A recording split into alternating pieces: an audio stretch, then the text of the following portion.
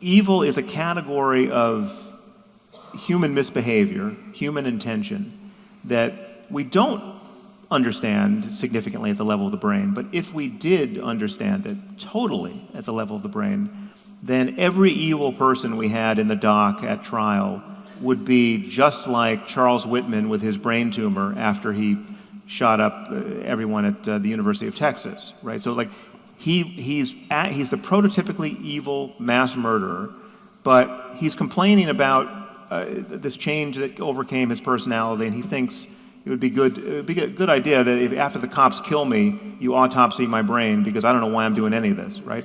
And lo and behold, he had a glioblastoma pressing on his amygdala, and all of a sudden it made sense of his behavior in a way that a full understanding of psychopathy or every other variant of human evil would make sense of it in a way that would be deflationary ethically. Okay. And then you would look at someone like Saddam Hussein, or the worst evil person you could imagine, and you would say, well, he's actually unlucky.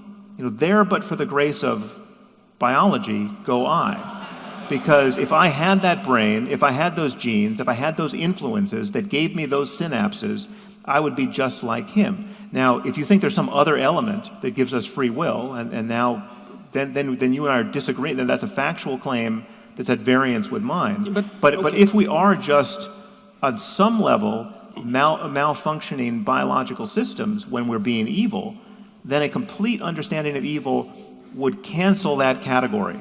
Can you define evil so we know what you're talking about? Well, take just the worst people who have sadistically victimized the most people, and those are the evilest people we can name. So wait a second. So when you say, I think this is actually really important, because I think actual evil of that kind is pretty darn rare, and there's a lot of badness that emerges from a kind Well, the of most troubling thing are rationality. all the good people doing evil because they're ruled by bad ideas. I mean, that I think is more consequential than actual evil people. We introduced a whole set of other things here in the last little round about but- free will and evil. But I just want to make it clear why I went there. So you were saying this is I forgot the word you used, inevitable or ineluctable or it's permanent. The implication is that this category is permanent, and I'm saying that I don't think evil in that sense is a permanent category for us. Okay. It awaits more information and insight. Okay, we're going to distinguish for a minute good versus evil and good versus bad, just for the sake of conceptual clarity. In the moral landscape, you make a fundamental axiomatic claim. It looks like a moral claim. Maybe it's a claim of fact, and the claim is there are bad lives and good lives. Sure. And the claim you make is that that's universally true. Well, it's true for the requisite minds. Buddhist, Hindu, Christian, doesn't matter. Okay, but evil. So yes, I'm not telling you that you should purge the word evil from your vocabulary. I use the word all the time, and I think it's useful. It's a motivating word. I'm just saying that we can understand this continuum of good and bad, or positive and negative, in ways that don't use certainly don't use the Judeo-Christian framework for valuing these things. Because if you take the Buddhist framework and map it onto this continuum, you don't get good and evil. You get essentially wisdom and ignorance. Evil is ignorance of all the well-being you and others would experience if you behaved another way.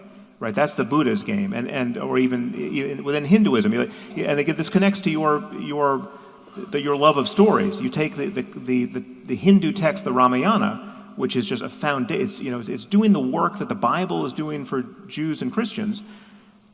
In that the worst guy in the Ramayana, the 10-headed demon Ravana, the prototypically evil person, is at bottom really not a bad guy. He's a great sage who is just in a bad mood, essentially, right? I mean, he was obscured by ignorance, and so it is in the Buddhist canon. The Buddha meets a serial killer who is wearing a garland of human fingers around his neck, named Angulimala, but he was just one conversation away from being fully enlightened, right? I mean, he was like, it's a different picture of possibility. I'm not saying one is right or wrong. Let's be agnostic about that. I'm challenging your claim that there's something so prescient and useful and durable about the Judeo-Christian framework. I wasn't making that claim. We're stuck with it for all time. I wasn't making that claim. I was making the claim that in the moral landscape, you laid out a distinction between the bad life and the good life. Forget about good and evil. The bad life and the good life, hell and heaven, the bad life and the good life,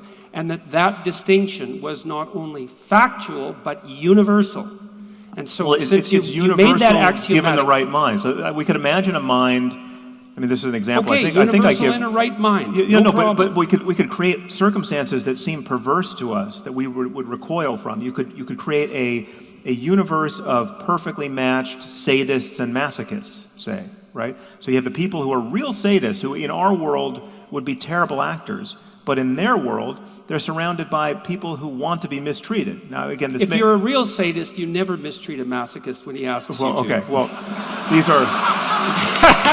But granted, I'm not... Sorry, I'm not sure the human categories even exist. Couldn't resist. But in undoubtedly we could create something like an artificial intelligence that could be paired this way, and that would be weird.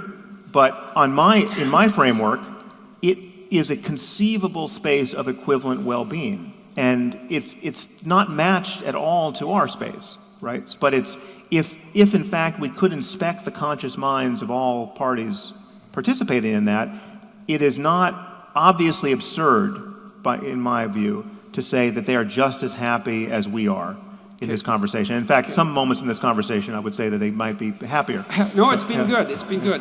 So let me ask you a question here about well-being, because this is something I've wanted to ask you about, but we never seem to get to. Okay. So you think that we should maximize well-being, and that's part of your proposition, which I don't entirely disagree with, by the way, that we should ground our value structures in facts. But there's a black box problem there, like I think the black box problem about the a priori structure that we use to extract the facts of the world out.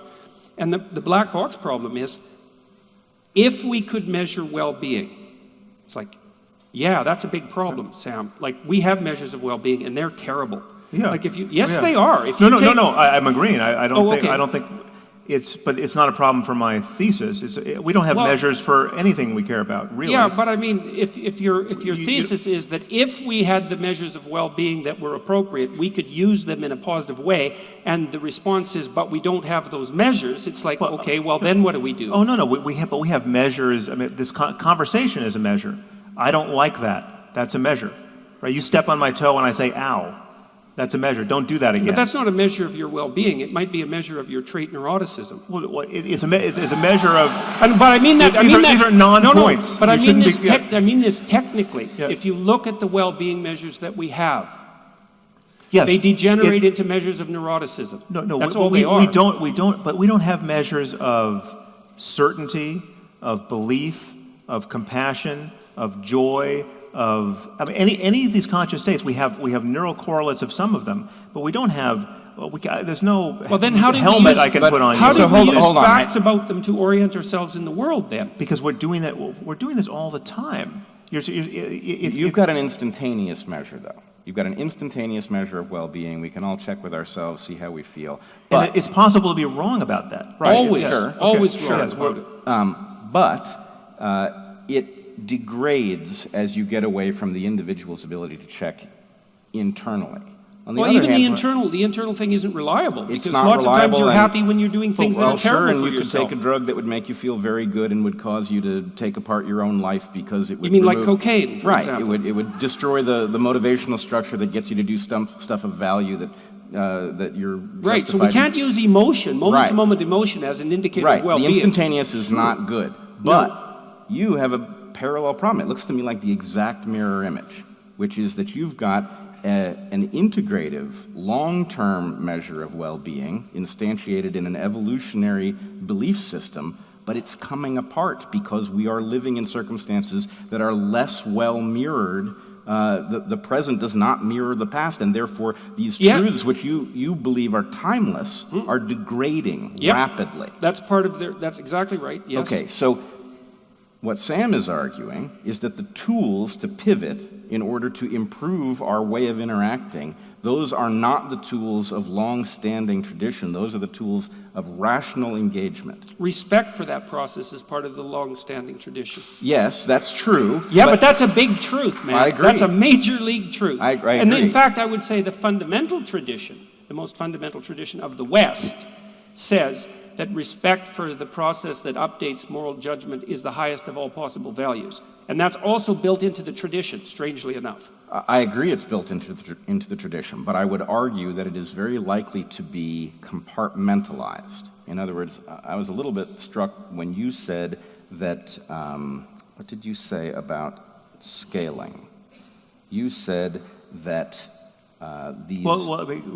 good reasons scale and bad reasons don't. Isn't that the opposite of the truth? No, If you're calling these stories that give prescriptions for how to behave bad ideas, the point is those stories propagate very easily. So if we want to talk about the gun and whether it is loaded, the idea that the gun is definitely loaded, that scales really easily, right? You can pass that along in one sentence. And the People can get it. the consequences On the of other being hand, wrong about a loaded gun also scale, right? So, no. Well, they If you should. want to talk to people about very small possibilities of very dire things happening, they trip over it. It's a hard thing to get. It's almost impossible for children to get it. So the point is, the one thing does scale, a story that says, yeah, every gun is loaded. It's a false story, but that one definitely scales. Yeah. The statistical reality of guns and the fact that they may indeed be unloaded, but you don't want to play around with the remote possibility that one day you'll get it wrong, right? That doesn't scale because it requires you to have experience with stuff that is not common. Right. Well, so there are two things here. One, you bring up an ancillary but very important point, which is that moral progress here is often the result of moving from our story-driven, protagonist-driven intuitions to something far more quantified.